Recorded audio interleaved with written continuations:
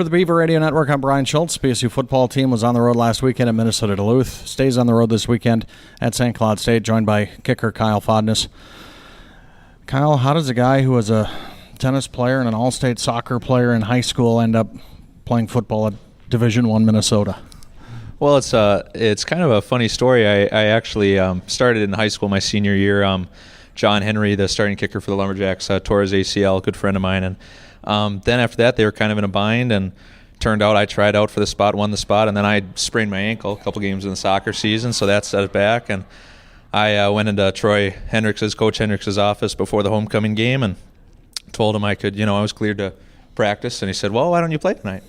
So that was kind of, I was thrown in there, and that went all right. And the story. We went to all the way to the state championship game, and then it just kind of everything fell into place and ended up at the U of M, and now here at Bemidji State.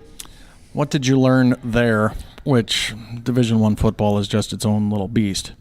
What did you learn there that you can use here? From a kicking standpoint, it was great because I had the opportunity to work with a number of great specialists, just people who kind of talked to me about not just the physical aspect of kicking, but the mental aspect as well, staying together as a team. And, that crew down there with Coach Kill, they have such a great positive attitude from the head coach all the way down to the assistants, the student managers, everybody. They do a great job. Your dad's the tennis coach for the Lumberjacks and also here at BSU. Did that play any factor at all in you coming here once you decided that Minnesota wasn't right for you? Yeah, BSU is a great opportunity, and part of it was, tennis. Part of it was BSU being a great school and, Coach Tesh and everything like that. It's definitely an attractive option. But part of it, was tennis. I like to stay involved in a multitude of different sports and activities. And, my dad's a great coach, and I want to learn from him as I kind of go into coaching and teaching everything. So, that was definitely a factor. What is your favorite sport now? To avoid conditioning, I'm going to say football. But, I really, through my whole career, I haven't really been able to decide that. There's things about soccer that I love, basketball, tennis. I think more than anything as an athlete, I just love, being able to transition and play anything. And I think, if I had a piece of advice for a lot of younger athletes, I'd say, stay involved in a bunch of different sports. What's typical practice like for you and punter Chase Wakefield?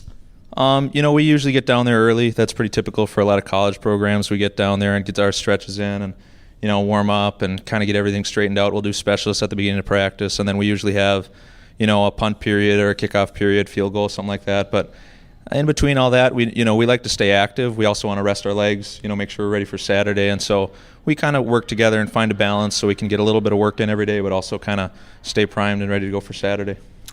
In the past, there's been one kicker here. He's done the punting and the kicking. You're just kind of off on his own. Mm-hmm. Do you like that there's two of you, that you can at least have somebody to talk to during those down times? Yeah, tennis is an individual sport, but I've always kind of been a team sports guy, and I like having guys that, even if you're not talking about kicking, you just stay relaxed and joke around and kind of bounce ideas off of each other, check each other's, kicking form, things like that. And, Chase and the other guys, it's a great atmosphere. And so I kind of like being a part of that. We're kind of a team within the team. You guys started the season with such a brutal South Division schedule. Mm-hmm. You guys won 3 in a row, had to be feeling pretty good about yourselves. What was the mood like coming back from Duluth? The nice thing, and you can really tell on good teams, and Coach Tesh has mentioned this a couple times, it's easy after a loss. Any team, it's easy to be up after a win. Everybody's up after a win. But, even after a loss, guys are frustrated and everything. But you see, I don't know how many times guys said, can't wait to play them next year. Can't wait to get back out there, because we've just got such a resilient squad, and that's just kind of the way the program is. And so, it's easy to be down after a loss, and we were. But I think right after that, you kind of transition to looking ahead to next week, and I think that's what we're going to do. As a kicker, is it difficult to, feel like you're part of the team is the right way to say it, but you're not out there scoring touchdowns. Mm-hmm.